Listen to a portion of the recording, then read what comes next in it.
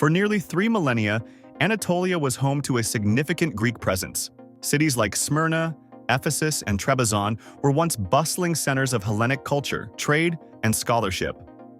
However, by the mid-20th century, most of the Greek population had disappeared from this vast region. Why were the Greeks wiped out from Anatolia? The Greek presence in Anatolia dates back to at least the 9th century before Christ, when Ionian Greeks established colonies along the Aegean coast. Cities like Miletus and Ephesus became key cultural centers of the ancient world. Over time, Greek influence spread inland, especially after the conquests of Alexander the Great in the 4th century before Christ. During the Hellenistic, Roman, and Byzantine periods, Greek culture became dominant in much of Anatolia. The Eastern Roman Empire, with its capital in Constantinople, was culturally and linguistically Greek for most of its existence. By the medieval period, Greeks made up a major portion of the population of Western Anatolia, Pontus, and Cappadocia. The turning point came in 1453 with the fall of Constantinople to the Ottoman Turks. The Ottoman Empire did not initially aim to destroy its Greek population. Instead, the Orthodox Christians were placed under the millet system, giving them religious autonomy under the leadership of the ecumenical patriarch in Istanbul. For centuries, Greeks in Anatolia lived under Ottoman rule. They played crucial roles in trade administration and education. In cosmopolitan cities, Greeks coexisted with Armenians, Jews, and Turks. But this coexistence came with limitations. Non-Muslims faced extra taxes, legal disadvantages, and occasional mob violence. The Greek communities endured, and in some cases thrived, especially during the Tanzimat reforms of the 19th century, which aimed to modernize and secularize the empire. But rising nationalism, both Greek and Turkish, would eventually unravel the centuries-long coexistence. By the 19th century, the idea of national self-determination was spreading across the Balkans. Greece gained independence in 1830, but its irredentist dream sought to expand into all historically Greek territories, including Anatolia. Meanwhile, the Ottoman Empire was weakening and fracturing. Balkan wars, revolts, and internal economic troubles fueled paranoia within the Ottoman state. Greek communities in Anatolia, especially the wealthy ones in Western cities, were increasingly viewed with suspicion. This tension came to a head during World War I. The Ottomans allied with the Central Powers, and many Christian minorities, including Greeks and Armenians, were accused of sympathizing with the enemy. What followed was a series of brutal policies that set the stage for ethnic cleansing. Until 1923, Anatolia underwent a period of profound upheaval marked by war, population movements, and intercommunal violence.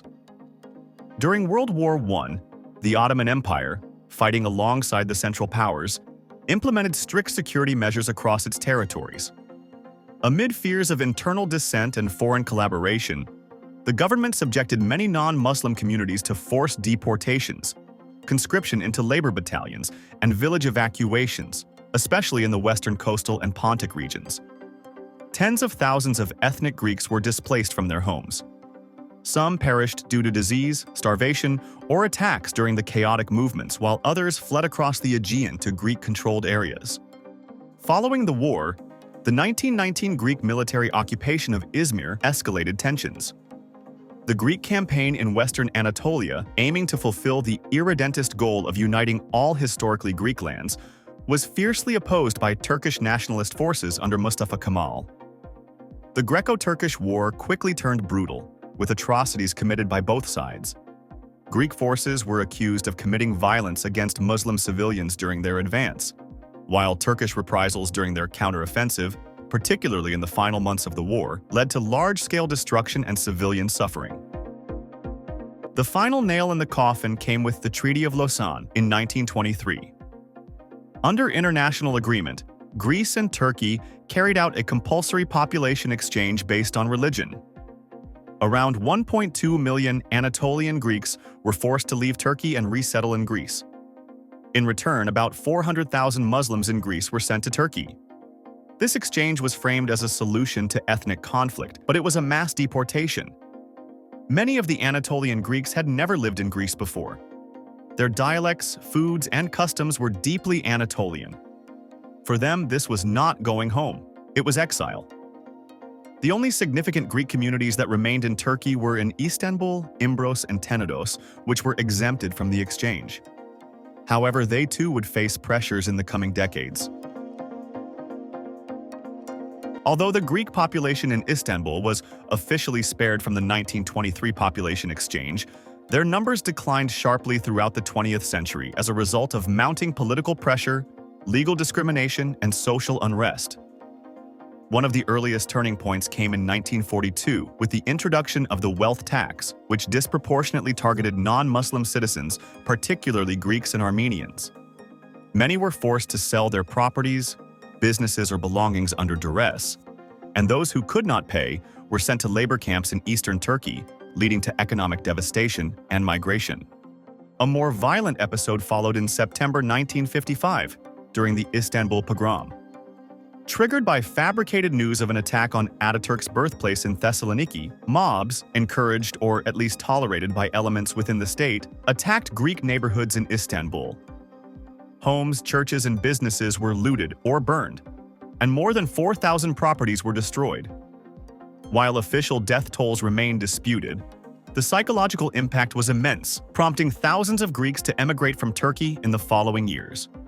In the 1960s, during heightened tensions over Cyprus, the Turkish government intensified its actions by expelling thousands of ethnic Greeks, including some with Turkish citizenship.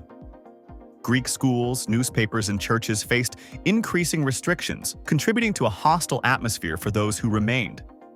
As a result of these cumulative pressures, the Greek population in Turkey, once a vital part of Anatolia's cultural mosaic, has dwindled to fewer than 2,000 today, a tiny remnant of a community that numbered over 2 million just a century ago.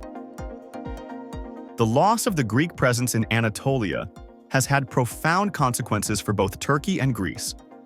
For Turkey, it marked the transition to an ethno-nationalist republic built on cultural and religious homogeneity. For Greece, it created a wave of impoverished refugees who would later help shape modern Greek identity and politics. The cultural scars are still visible. Abandoned churches, ruined villages, and the fading Pontic Greek language are silent witnesses to what was lost. Efforts at reconciliation remain limited. In recent years, there has been renewed interest in this history through documentaries, literature, and grassroots efforts to restore Greek heritage sites. The descendants of Anatolian Greeks now scattered across the world continue to seek recognition and remembrance. The erasure of Greeks from Anatolia was not a sudden or isolated event. It was the culmination of centuries of shifting power, nationalism, war, and state policy. From ancient Ionia to the shores of Izmir, a civilization that once flourished was gradually dismantled. Understanding why Greeks were wiped out from Anatolia requires confronting difficult truths. It challenges us to reflect on the fragility of coexistence and the human cost of ethno-nationalist ideologies. More importantly, it reminds us of the enduring importance of memory in shaping our collective future.